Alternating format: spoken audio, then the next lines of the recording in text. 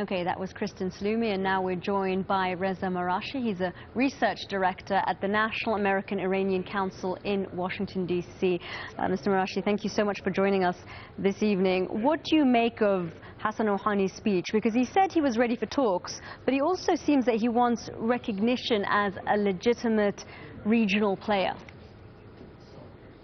That's right. I think the irony in all of this is that there were some pretty key similarities between Obama's speech and Rouhani's speech, in that both of them had something for everyone.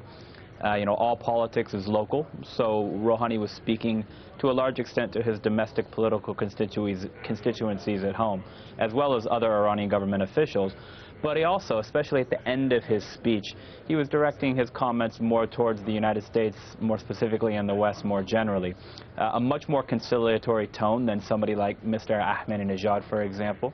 And I thought the tone was more or less positive.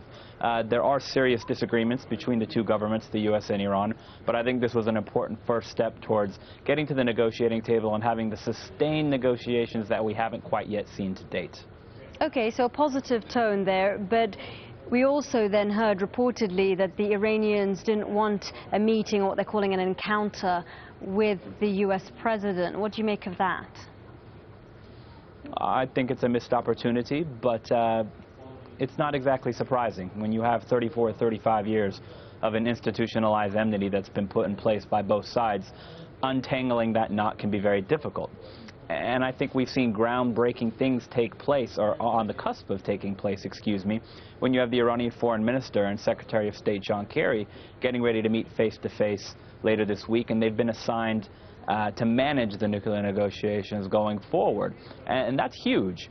So one missed opportunity when two men don't shake hands shouldn't overshadow the larger progress that's taken place over the past couple of days. Okay, so what can we expect at this meeting that you're just talking about there? We're expecting it to happen on Thursday. What will be the crux of the discussions? I think in addition to a brief getting-to-know-you phase, you'll see an introduction of what Iran's perhaps shifted position would be, and what America and the P5+1 shifted position would be. I don't think either side will dig in their heels per se, but there's going to be more of a communication, more of a negotiation than what's been taking place over the past year or so, and that's vital. It's going to lay the groundwork for the next round of official talks that should be taking place next month in October. Okay, interesting stuff to watch out for. Thank you very much. That's Reza Marashi there, joining us from Washington, D.C.